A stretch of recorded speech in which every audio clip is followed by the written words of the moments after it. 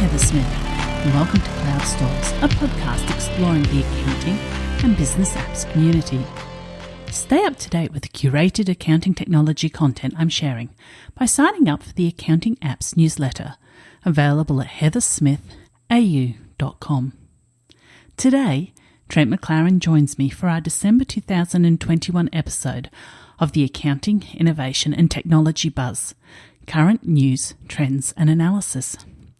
I hope you're enjoying these monthly tech updates and discussions that complement both the Cloud Stories interviews and the Accounting Apps newsletter. I'd like to thank you, the listener, for helping Cloud Stories rank in the top 10% of podcasts worldwide, according to Listen Notes. This is quite an achievement for such a tightly niched topic, and I'm very grateful that you listen and download it and hopefully share it with other people who you think are interested in this topic. In 2021, we published 25 episodes. The most popular listening month was March 2021.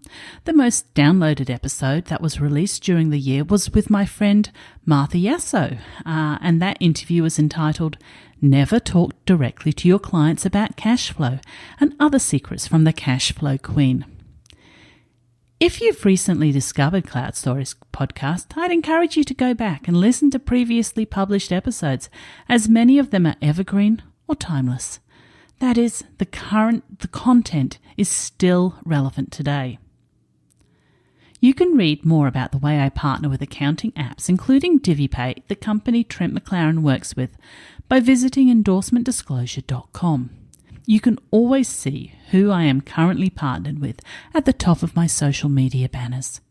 I hope you enjoy this episode of The Tech Buzz. Hello and welcome back to the Cloud Stories episode, which we are calling the Accounting, Innovation and Technology Buzz. And we have the very special guest joining us today, Trent McLaren. Trent, how are you doing?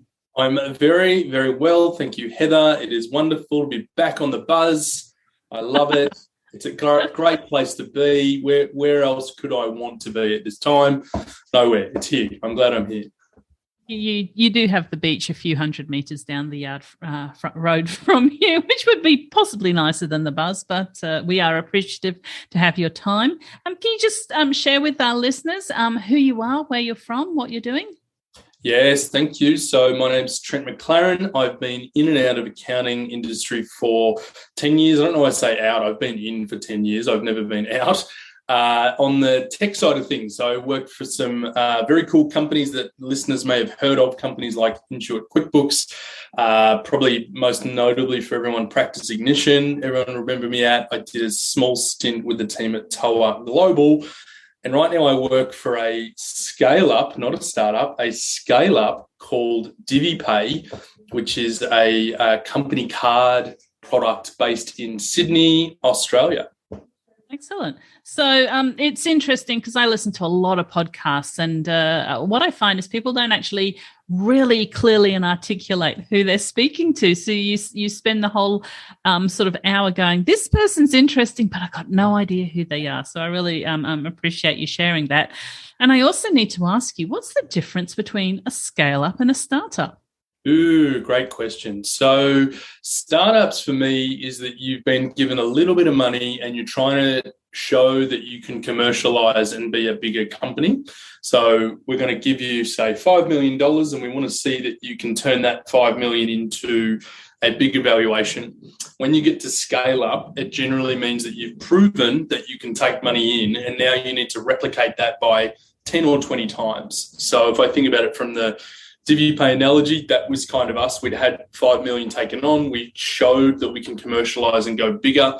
We had a very decent valuation on the back of that. And now we're going to scale up, which means if we've got 20 staff now, can we get even better results if we had 80 staff by having more resources, more money, more everything? So that for me is the difference between startup and scale up. Startup, you're trying to figure out if this is a thing. Scale up, this is saying this is a thing. There is product market fit and go to market fit. Now we just need to, can we triple down on all of those things to, quadruple the valuation of the product, whilst also building a product that people love at the same time. certainly an exciting time in a business and to be able to achieve that. And it does make sense that you kind of step it up like that. So with you sharing that with us, why don't you share what's actually been going on in your world, Trent? And I know that you do have some quite exciting news since we last spoke, which was simply a month ago. I know. How's it only been a month ago? So last time we spoke, we had some really cool partnerships. We'd launched our CA-ANZ partnership, which has been fantastic. A lot of accounting partners in Australia have been loving that. Since then, and this was announced last week, we've just announced our Series A investment of $20 million Australian dollars, which is huge. Like, it's a massive investment for the business. If I think about when I was at Practice Ignition, our Series A was for $5 million. Our Series B was $26 million. DiviPay Series A is $20 million. So in terms of the money coming in and showing the commercial side of what's possible in DiviPay, investors were very excited and happy by what they saw. And now we've got the fun job of the next 24 months are going to be rapid, fast, and exciting. My kind of style, I think. I love that stuff. Yeah, absolutely. And I think it's really interesting for people to hear you going through this, and because there's so many other businesses out there who would like to be going through this, and actually hearing what is actually happening and how your journey unfolds. So, I do appreciate you sharing that with us. And I know that you did just post up online that you now finally have DiviPay swag. Yeah, and part of that's because I live in Queensland at the moment, so all the swag's in the office, and I walked in and there's hoodies, t-shirts in different colours. I'm like, yeah, like yoink, taking all of that with me back to Queensland. And then, the very first time I wore the t-shirt out was 2 days after our AFR release had just come, and I'm sitting in a bar, I'm chatting to my wife, and she says, Trent, meet James. I think it was James I met. And he's looking at my hoodie, and the logo is like DiviPay. I've seen that everywhere this week. Like, you guys are kind of a big deal, right? And I'm like, yes, we are. How did you know? Like, it was pretty cool. Very cool. Very cool. So thank you for sharing that with us, Trent. And anything else happening in your world this week or this month? I'm just recruiting like a bandit at this point. I feel like my life is a full-time recruiter. I'm doing screening calls. I'm doing the sit in the case study sessions, meeting some awesome people, learning a lot about other tech companies and what they do and don't do so well. I think we always have this, like, I just assume these companies will have certain processes and do certain things and CRMs and blah, blah, blah. But the amount of people I've met that still operate out of spreadsheets to manage client lists and relationships and revenue forecasting and tracking and everything else, I'm like, seriously? Like, these are some companies that I would never have thought or imagined that this is what I'd be getting back. So, it's been eye-opening. And then if you think about this whole Great Resignation thing, I've met a lot of people that are only looking because the hype is that I should be looking, right? Everyone's saying, well, everyone else is resigning, maybe I should be resigning too. So that was also interesting, uncovering why people were leaving and what was important to them. There's, again, my job changes week to week at the moment based on where we're headed. Right now, I'm a recruiter. Being very agile there. Yeah, look, it sounds like the people in the interviews are giving you away too much information if they're disclosing I'm things. asking really good questions. I don't know. Maybe.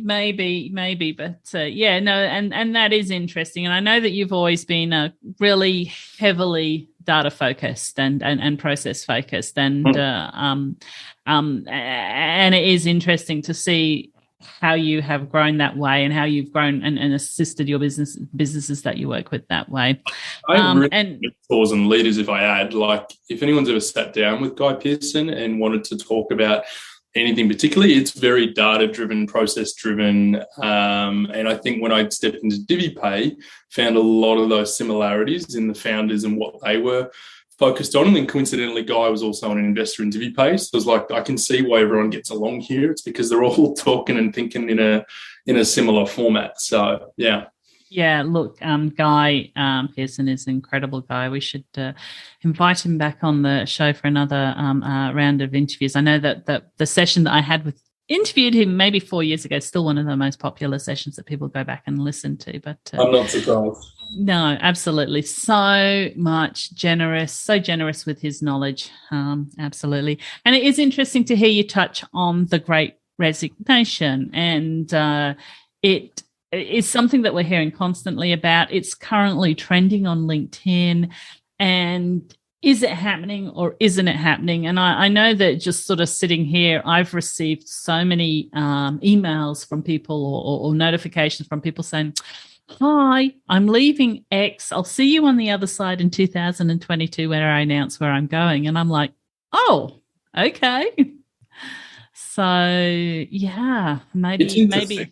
I do think some of it, we're a small country compared to some of these other countries. So I think the impact is a lot heavier in the UK and the US, especially countries that have probably, and I say this with love, but had COVID's been a little bit more impactful in some of these other countries. It definitely has been in New South Wales and Melbourne more so than anywhere else in the last 12 months. But again, if I compare it to London's 95,000 cases a day and what that does to the mental state of people that are trying to deal with that and the media and everything else. I was one of these people. I was very burnt out when I got back to Australia, mentally challenged in a lot of different things I thought I was, built for steel. Like I was, I would have thought, 2 years ago, if I'd have just said, yeah, I'm top of my game, I'm killing it, there's nothing that's going to slow me down.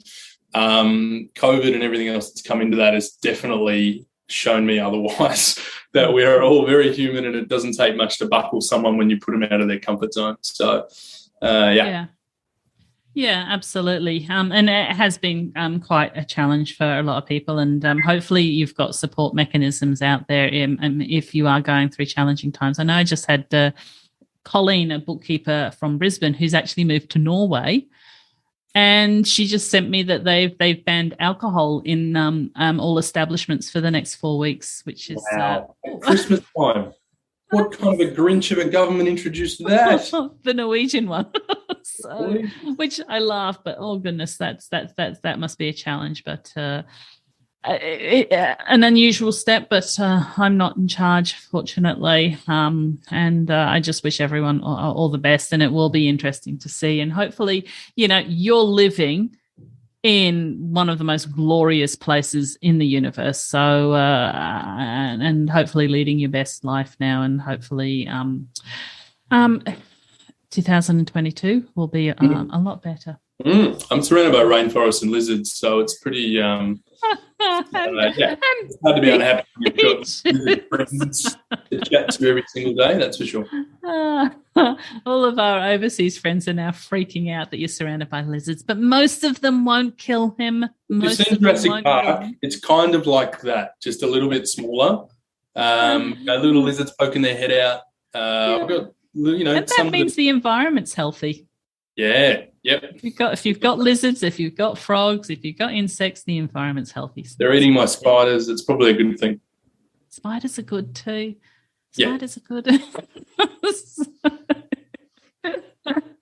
We just got no one's now going to attend Xerocon Sydney from overseas hearing that.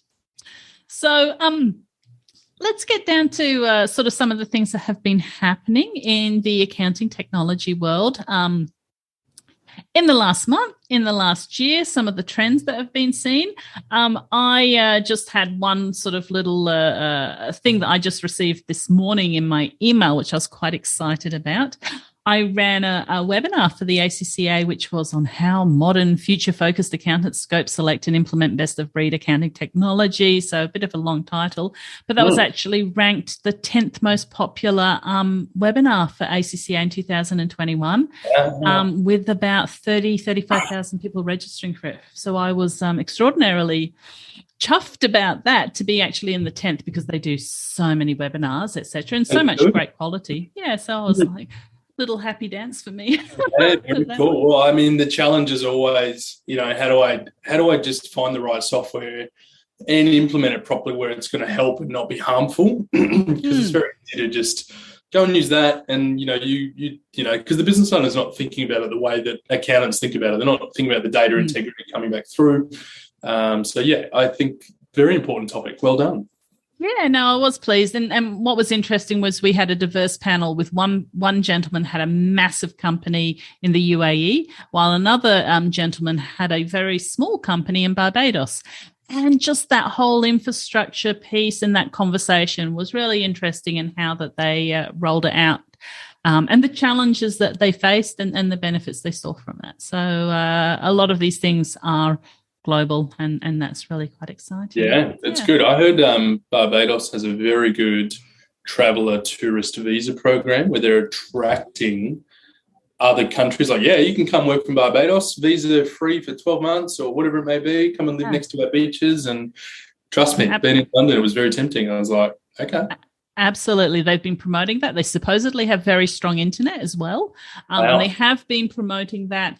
And one of the other interesting things that sort of has come up from my discussions with people in Barbados is because of the humidity, their receipts fade really, really quickly. So they need those solutions like Dext or auto entry or Lightyear to actually capture that data really quickly, because they physically putting it in a shoebox is actually a useless sort of activity. So it's almost like your receipt is going to disintegrate in 5, 4, 3. Yes. I think what's his name? Mark Zuckerberg is doing to WhatsApp messages, making them disintegrate as well, which is yeah. So anything at your end you'd like to talk about in terms of trends or something that you've seen in the last month or year? I mean, it'd be rude for me to not just call out that there's been another acquisition or two since we last spoke. I don't know if we talked about this last time. It was Simpro announced they'd acquired 2 different softwares. One of them was ArrowFlow. The other one was ClockShark, which was the US-based timesheeting product. So that was, again, no surprise. There's more things getting purchased all the time. A few mergers on the buy now, pay later space, more acquisitions. I think that's just the summary for the year, isn't it? The big consolidation. That's the headline I wanted to see in LinkedIn, not the resignation, the big consolidation. A lot of money getting thrown around and invested at the moment, which, I mean, I'm for it. I think it was always a matter of time, and I think it's going to continue to happen here on out. So, It's interesting to try and dig down into why they have gone after something. So Simpro is actually based between both of us down the road in Brisbane. And why what they've done is make sense in terms of they've gone for a project management solution and ClockShark, which is a time billing solution. So that does make a lot of sense. But then some of the solutions, some of the acquisitions, you're like, where are you going with that? Are you going for the people? Are you going for the customer database? That has been certainly interesting. Well, I think with every acquisition, depending on who you are, we're only looking at it from one lens, right? It's like, why would they buy that? That doesn't make sense. But you can't necessarily see the future strategy for 1 to 2 years. I think Xero, when they purchased the e-invoicing platform based out of Europe. Locate. And then there was Locate Inventory as well that they purchased, and that was more team-focused as opposed to product-focused. Even for Simpro, I think maybe it's a bit more logical. They don't have a entry-level workflow tool, right? Like they are a more advanced job management system for that part of the industry. ArrowFlow helps them bridge a little bit of a gap, I think, in between. Well, if you're just starting out, you can start here and then eventually you can upgrade. I don't believe they do. I think ClockShark's just another way to help offer more advanced time billing than, again, what they can do in their own platform. So some of those seem a little bit more logical from the outsider's view, but I think there is always a lot more to the acquisition that we can't see, and it may take a little while before that becomes more relevant. Yeah, absolutely. And it must be exciting for the people who are having these conversations that people sort of are knocking on their door and having these conversations with them. And I think from an accountant and a bookkeeper and an integrator's perspective, our real concern is what is going to be the impact for us and our client base? And are you going to take this solution and stop us being able to use it, or stop our clients being able to use it? And that's always a bit of a concern. And it's a real risk, right? But I think if someone knocked on their door and said, hey, we want to buy your practice because you're high, you're profitable, you've got good systems, processes, good people, we just want to add that to our mix. But the business buying it is maybe a lot bigger, a lot more old school, corporate, whatever it is. And that, your customers of your firm are sitting there going like, no, like we went to you, we left that and came to you because you were forward thinking, progressive and all that. And I mentioned this in our last episode that every founder business owner is going to have that moment one day where you think, oh, do I take the money or do I do what's right? Right. And it's like, well, one day, money talks, we're all getting older, we're going to retire, we're going to want that beach house and everything else. So, as much as it might suck and we don't agree with it, you have to appreciate it because it could happen to you one day too. So, do you take the money or do you do the right thing? Yeah. And hopefully sometimes the right thing is a win-win for everyone. That would be the ultimate goal, yes. But again, if you look at some of the acquisitions this year, whether it was a Sage acquisition or anything else, it does rack. What am I saying? It does cause a ruckus for some people. Yeah, it causes ripples. It causes awareness, and you then may, if you have recommended a few solutions and then caused a lot of headaches because of it, it may make you more reluctant to then go down that path of offering app advisory, which would be a shame. But I can appreciate that if you get burnt once, you don't necessarily want to do that again.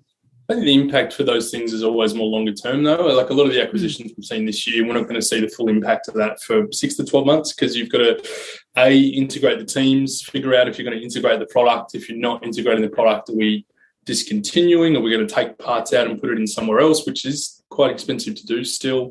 Do you just let it operate as is? And in that case, I think that's still a win-win for everyone. You're not going to disconnect my API integration, so I can still use the software I like, and you're going to give them more money to just keep building out fun features. Well, cool. I'm happy. Yeah, absolutely. So sort of slightly following on from that, I wanted to highlight, we did talk about the Great Resignation, and the company EverPerform, which is their CEO is Daniel Spitty. They have produced a series called The Great Rejuvenation, focusing on the opportunities and growth mindset rather than perhaps the doom and gloom associated with the Great Resignation. So you can jump over to them on LinkedIn to actually access that video series. If it's sort of something that is of concern to you, maybe that can help you with your growth mindset. So I just wanted to highlight that. They shot that across to me. Cool company, good people. Daniel's a good guy. We spoke recently, actually. I really enjoy what they do and what they're focused on. I think EverPerform as a product is interesting because it looks at, obviously, the well-being of the employee. How are they feeling? Regular pulse checks, but it also has the ability to marry that against the billing. Like, how are they performing for you in a firm? Are they, pumping out more work than others? And I think they can pull out some really cool correlations to that, happy, motivated employees do perform better and generate more revenue for your business than those that don't. So that's what they would say. This is what I've heard. But yeah, cool product. Yeah, absolutely. And it does seem to be EverPerform seems to be a solution that a lot of people are quite excited about, and sort of maybe those multiple data points can highlight and assist you in management. I always like the data side of it and assist you with that sort of challenge of human management. So hopefully that's an interesting one for people. I had another win. I just had, which this is possibly something that you've never experienced, Trent. I just had a feature ticked off my wish list from 2015 from Xero. So what happens is you register something on their wish list, and they contacted me to tell me that it had been created, or the feature had been released that would solve that problem. It was a very tiny thing in terms of the customer invoice report, the invoice status, and that it would be useful if the status option allowed me to include several options, and the new reporting functionality, if you dive into it, does allow you to really see things from various different angles. So yeah, so that's cool. It's always a challenge. Yes, 2015. Yes, and I now have another point I can use. I get 10 points to actually vote on. But you can go to community.xero.com/business to actually register anything for a feature list. As with all software, I always encourage you, if you do have something you want, request it, but put the case study behind it. And hopefully it comes through. I just thought I'd share that one. 6 years, 6 months, whatever. It's they're listening. Products is interesting though, because I deal with a lot of companies I work with have been very product-centric focused companies, tech-related. The business case is really important. So I think when you're requesting a feature, the way businesses and teams will prioritize their feature list is in a few ways. Is it helpful to all customers? Is it just something that you're experiencing that no one else is experiencing? Because that can determine how high on the list it is. If it's an actual bug and it's stopping people from doing what it's supposed to be doing, that'll probably get fixed soon. But if it's on a wish list and it's not impacting a lot of people, then it might take 6 years to get fixed. Or the other option they look at is commercial viability. If they build out some of these things, does this help them keep customers? Does it help them win more customers? Does it help them with expansion revenue? There's a couple of different things that product teams are going to look at to determine how they build out their platform. Yeah, and it's about. I just want to sort of inspire you to have the hope that changes will be made, and put that case study in there, everything that you sort of outlined there, explain it to them, because sometimes, and I've discovered after I explain it in my accounting language and the product person doesn't actually understand the accounting language I'm using, and then having to pull back and explain it in a different way and come at it from different angles. Just keep persevering. And most product teams should be speaking to customers every single week, not once a month, once every blue moon. Good product managers actually spend a lot of time with their target customer, so they should be able to understand what you're telling them. And we always look around the particular framework. We call it the jobs to be done framework, which is pretty common amongst product teams in general. But we will sit there and say, what's the job to be done? And you might say, well, when I do this job for processing bills, here's what I do. I speak to the customer, the bill comes in, I review it, I code it, I upload it, I do all these bits. And we look at that and say, okay, well, where's the pain in all of that, and how do we actually help reduce some of that pain? Is it at the start? Is it in the middle? Where's the friction and the bottleneck? How do we unlock the bottleneck? Good product teams should have that. If your product teams aren't doing that, then maybe they're not a good product. No, I don't know. I mean, I'm speculating there, so. Yeah, and that's nothing. That's not making any negative comments about the Xero product team. I'm not negative. No, absolutely not. I'm sort of saying that the whole flow of the process, it does work, and it wasn't a massive thing. It only impacted me once every few months. It was just a little thing. But I would be interested, Trent, in terms of, you're a product company, you've got a list of wish lists, jobs to be done. January 2022, do you declare that list? Do you sort of say, okay, this is on our vision or our list for 2022? Or does that cause you more headaches than it's worth? No, we do actually. So we actually sat down on Friday as a team and looked at all the things we've done this year and what are the key things we want to do next year. As a business, we started with depth. We had to have a really good, deep view of our cards product. We, at one point in the year, decided we needed to go a little bit wider and with our product offerings. So we looked at things like bill processing and reimbursements. When we look at it for next year, we know we need to go back to depth. We know we need to go back to getting really deep on certain core pillars. And we've got a few key KPIs, key objectives that we really want to tick off next year. Some of that's product related, some of that's go-to-market related. But we do list it all out. We need to have a good vision of where we want to be in 12 months' time and what are the key things we needed to have ticked off. Because there's always a list, right? There's always a big list of things we'd love to do. It's just trying to figure out what is going to help us now, what's going to help us later, what do our customers need now, what are they going to need later. So the short answer to your question is yes, definitely. We will list out the things that we want to get done, but we do it on a quarter-by-quarter basis. So we've got 4 quarters in the year. We'll sit down and work through key features and functions we want to solve in that quarter. It doesn't necessarily always mean it'll happen, because when you say to a development team, hey, I want you to go and build X, they can only give you things based on certainties, because when you go to build something, they don't necessarily know what they're going to find until they start building it. There's how complex the API is, or whether the API is going to come back.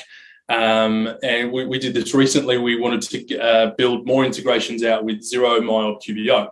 Now, I won't go into specifics, but I will say that as we investigated, we found there were some things that just aren't possible in some platforms, and that we didn't know that at the time. We had a goal of saying we want to be at X, but we got a month into that quarter going, we're not going to be able to deliver X because we didn't know these things when we got started. But now we do know, here's what we can tell you we can build. Yeah. And that a lot of people that don't understand development cycles won't get that, right? Like, can't you just build it? I need this. I don't care about what you can and can't do. But when you're speaking to developers, they only work in what I can and can't do, what I know and what I don't know. And the more I don't know can determine a longer cycle. Yeah. So for people who are listening in, for the technology companies who are listening in, I'd encourage you to be transparent with your vision, maybe quarterly vision, maybe annual vision, and put that up in a blog post. That's interesting for people to use. And for accountants and bookkeepers who are looking to new technology or using existing technology, go and have a look for that blog post or that vision to ensure that the solution is lining up with where you need it to go. And that actually sort of helps you have that buy-in with that solution. And it may also, a lot of people in the early days say, I subscribed to this solution because I believed in the vision of the solution. And I just love that. But it does mean that you can assist in the direction of that solution if you get in the early days, which I think a lot of the tech-loving accountants and bookkeepers, they like that aspect as well. Yeah, 100%. And then there's challenges to that, because trying to maintain competitive advantage, and what if people know we're going to build X and someone else tries to build it and rah-de-rah. Look, it's a stab in the dark, but if you're in a really competitive space, that's tough anyway. You're always going to be looking over your shoulder. But when you're innovating and building forward on things that don't exist, then it's good to bring people on the journey, I think, because otherwise you're you're telling good stories, good narrative. People always say, Trent, how do you, and not like, I think I've done a reasonably okay job the last 10 years wherever I've been. And a lot of people would say, what do you put that to? How does that happen? And for me, the one thing I always say is tell good stories and bring people on the journey with you, because you keep them engaged. The amount of people I speak to on a day-to-day, like, oh, man, I feel like I know so much. It's on your LinkedIn, it's on your Twitter, it's on your this, and it's very intentional, right? It makes everything so much easier when people feel like they're in your world all the time, even though it's only one post a day for a year. There's so much more that happens in my day, I promise. But yeah. You all got a free LinkedIn tip from Trent there. One post a day. Absolutely. It keeps them, it tries to keep it transparent. And of course, competition is a thing. However, many times when you're putting something down, there's 18 months of thought have actually gone into that. And it's not something that someone can't easily replicate that just by seeing it sitting there on your vision board. Totally. Yeah, absolutely. So another interesting thing that came out on the 1st of December, Square changed its name to Block. Block will be the name for the company as a corporate entity. The Square name has become synonymous with the seller business, which is that little like white tile that people kind of put their credit card on, and it takes the money from them. So that's probably it's not a point of sale system. It's like a charging system. So that integrated ecosystem of commerce solutions, business software, and banking services for sellers. And this allows the seller's business to own the Square brand, but Block to kind of be the umbrella. Now, that was the first thing that happened on the 1st of December. But now H&R Block, which is an accounting firm, is suing Square to drop the name Block. And we had a sleuth in the mastermind group, Catherine Harris. She went and had a look at it. And she said, when it comes to trademarks, H&R Block are registered as class 35, which is accounting, but also 36 and 41. 36 is financial services. So it does kind of cross in the maybe in the same area. I think they're pulling at straws. If I said Block, no one's, or at least not in Australia, no one's thinking H&R Block. Like, I'm not going to the Block to get my taxes done. Like, I'm dealing with H&R Block. Like, I think they're pulling, it seems more press releasey. The fact they want to waste legal capacity on this tells me more it's PR related maybe. Like, hey, look, we're still in the spotlight. We can be cool like Square or Block or whatever.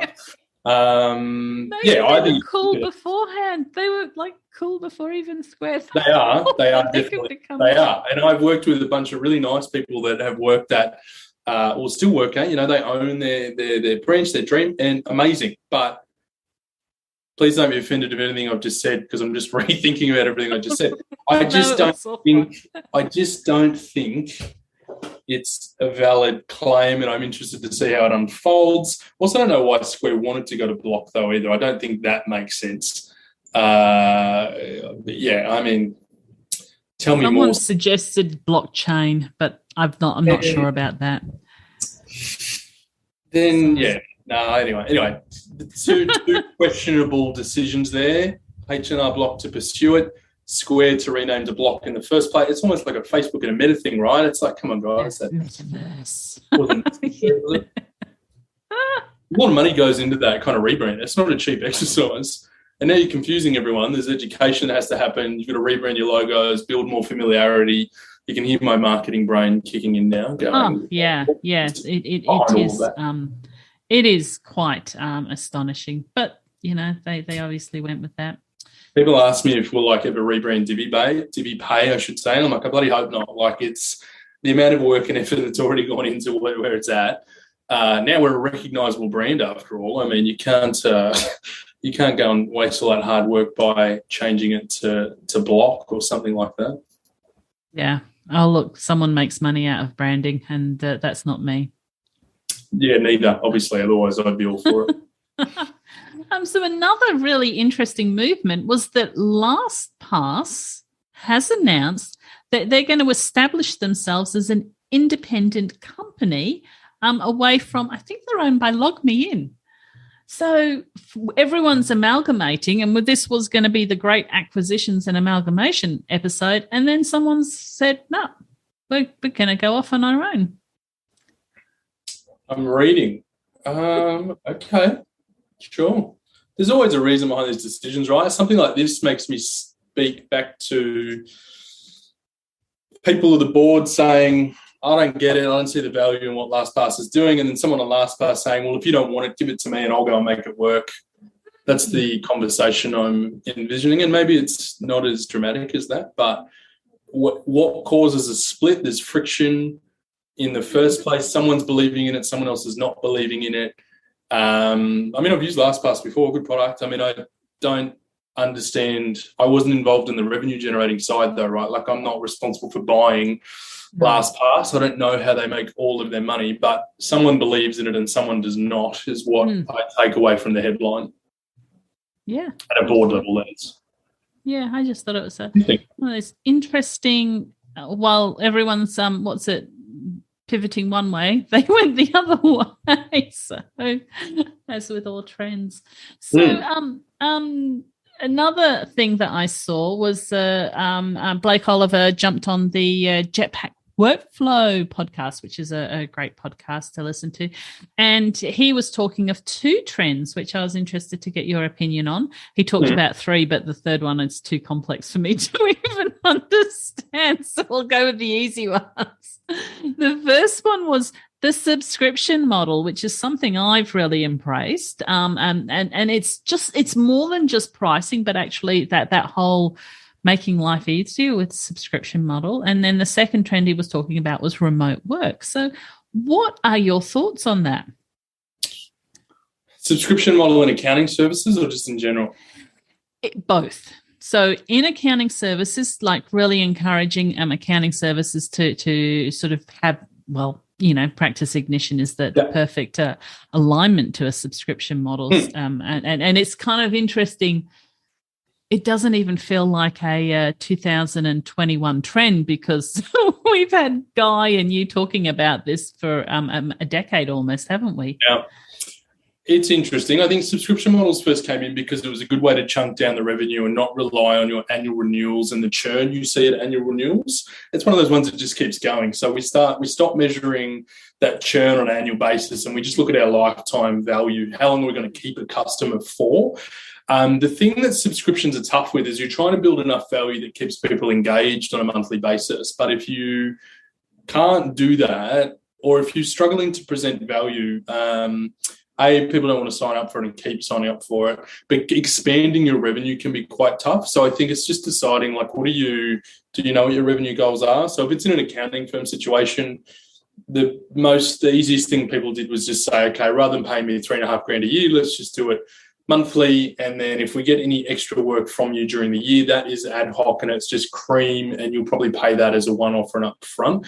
I'm more of a fan of that as opposed to just saying, look, it's $300 and you get everything anytime, anywhere, because your scope isn't clear. And I think that's where subscriptions work. As long as your scope is really, really clear and that is enough for you to have a sustainable business and you're generating enough revenue, then subscriptions are great because the customer's like, hey, this is good value. It just happens every month. I don't have to worry about it.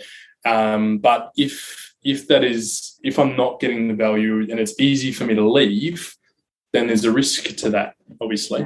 Yeah. I think it just depends on the service and the model. Good one I try to analyze is coffee subscriptions. I've seen them taking off in other countries. For anyone that knows me on the cast, you know that I love a good coffee. Do we need to see your cup, your special cup at this point? Ergonomic cup, here it comes. See the little indent? Perfect for my thumb if you just... Yeah. See that? Yeah. It's like I've pop it up on LinkedIn. I haven't, though. It was moulded like that. But, the subscrition coffee piece, I'm going to get it. But I'm like, what if I don't like the coffee? What if I'm not always near you? Like, for me to buy coffee...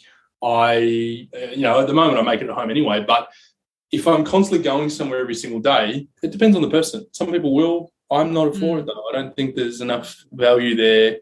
Plus, I don't like Pret or Starbucks, so there's no chance in heck you will ever see me buying coffee at those places because they're terrible and I won't hear anything else.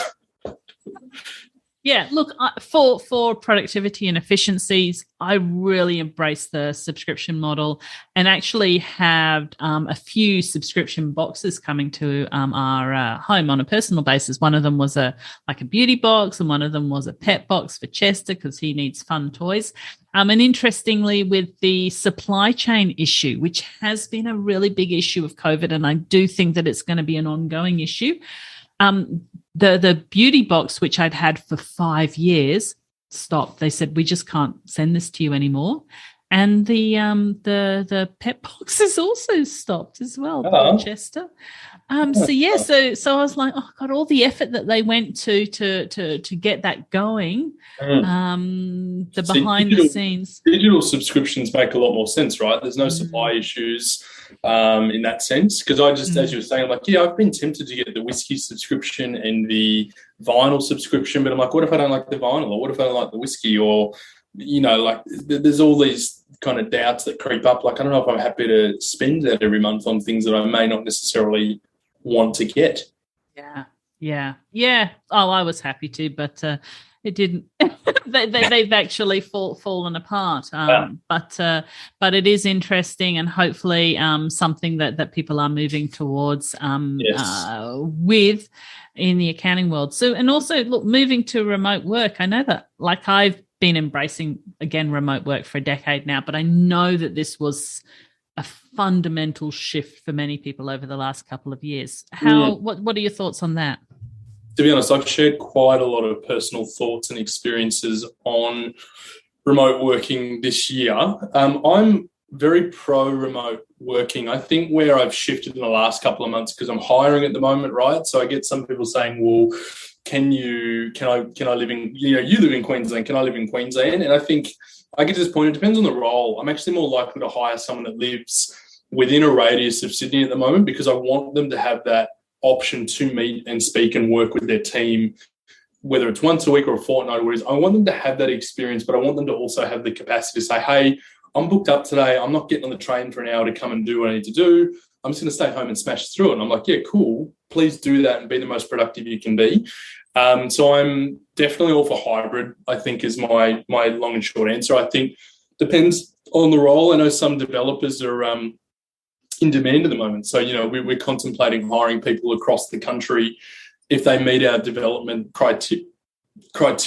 But with regards to new team members, entry-level roles, I just think the only way they're going to soak up the culture is actually by spending more time with their peers. The real short answer is depends on the role, depends on the person, depends on the function that they work in. Yeah, and I do agree with you, especially younger people or people new to the role, especially when they're in that massive learning phase. It is quite useful, but it's exciting to see that more businesses have opened up to it, and I've been doing it for quite some time, and I've got groups. I've done massive projects with people whom I've never even Zoomed with, and didn't even think that was a problem. I still don't necessarily think that was a problem, because that was just the way we communicated. It was all done in other channels. I've got some people that I exactly the same with, where I've spent all my time with them either on WhatsApp or on a Zoom. We've only met in real life like 2 or 3 times max, but we've had hundreds of Zoom calls, right? To the point where I would consider this person a really good friend, yet we've spent no time actually doing fun stuff like going to the bar together or the pub or getting a coffee. And the times that we did do that, it worked out quite well, because it turns out we're even better in real life than we are on Zoom. But even got invited to weddings of people that I've only met on Zoom, right? Like I hear you. Yeah, look, it's a different way, and you got to work with what works for you and what doesn't. But it is exciting to see, and I do think that they've said that the actual impact of the environmental impact of not necessarily traveling to work all the time has been massively positive, which is a great thing. I'm all for that. I wanted to highlight an app. I've started posting up on a weekly basis in the mastermind group, which is free for anyone to join. What technology have you seen out there? And someone posted up this, which is called Tango.us. And there's a number of solutions out there like this, but this one creates step-by-step documentation with screenshots in seconds, create visual knowledge-based docs, so you can train people really quickly. So there's a number of solutions out there like that. You've got to find one that works for you, but that was a new one that I hadn't heard of, Tango.us. Interesting, what do you call it? The prefix, is it the suffix or the prefix? No, it's the suffix, isn't it, at the end there? But the .us, I've not heard of that before. But, yeah. I'm looking at it. It's clean website. And I think they obviously have a good marketing copywriter who I think, from the very 5 seconds I've spent looking at it, articulates the value quite quickly. Yeah. I enjoy what they've done with the website. It looks good. Yeah. And when it comes to processes is so fundamental. So you just got to do something, be it Zoom, be it this, being a combination of something, you've got to do something. So that looks like another interesting one. And it's only when you deep dive into it that you really discover it. But hopefully that might be something that's useful for people to at least start exploring. I'm always like, just get into something and work it out. And if you don't like it, then pull out and look at something else. But awesome. Like it. I'm sharing it with my team as we speak. Yeah. That's sensational. I'll let the person who posted that up know about that. Awesome. So do you have anything else to share with us, Trent? Oh, just that it's the end of the year, and I think we're all getting ready for a good little break. But no, I expect to see a little bit. Like, whilst this year's been a lot of curveballs, I think it's been quite tough for most people. I think next year's going to, I'm hoping we start to come out of the lockdown era and more into we're learning to live with this thing a little bit more now. I think tech-wise, probably due to see more acquisitions, more money thrown at things, and some more companies come out of nowhere and just explode a little bit quicker and faster. It's exciting. But I see a world where we're all travelling to different countries again, and that is fairly normal. Yes. Hopefully that is, though I didn't bring it up, but I did find the hologram in a box, which is at spectrum.ieee.org/hologram in a box. And you literally set yourself up as a video screen, and then you put the box at the conference site, and then you just talk to people from your office, but you're sort of got this complete human in the box talking to people. Okay. Yeah. Hologram in a box. But hopefully this as well, yeah. Hopefully we are in a safer place, and we can explore traveling and connecting with people. In real life, maybe it's smaller type of venues or smaller type of groupings, but hopefully we can get on top of this. So thank you so much, Trent, for joining me today. How can people get in contact with you? Well, you can find me on LinkedIn and Twitter. As mentioned, I post daily, so you can always see what's going on in my world. Sometimes it's work-related, sometimes it's a coffee in the rainforest on the deck. There's lots of things that I will share about that you may enjoy. You may not, I don't know, but you should find out. But LinkedIn, Twitter, otherwise I've got an email. It's just trent@divipay.com. It's pretty simple. If you spam me, I probably won't respond, but if it's a genuine question, I'd love to help. Yes. And I can't imagine people spamming you. No, I actually don't. To marry them or want to invest funds, or you've won millions of dollars? They're the good ones. I like those emails. Yeah, give me more of those. No, to be honest, I actually respond. Even some of the spammy ones, I do try to reply and just say, no, thank you. Thanks for reaching out. I don't need anything. So, I try to be kind where I can. Everyone's just trying to do their bit, I do try and be kind. I'm receiving a lot of Christmas well wishes at the moment from people who I have no idea who they are or where they're from or why they're contacting me. But yes, absolutely. They're just trying to be relevant and stay engaged, though, Heather. They are. They're staying engaged. Now that you've opened the email, they'll probably send you more emails. Oh, is that what happens? Yikes. Yeah.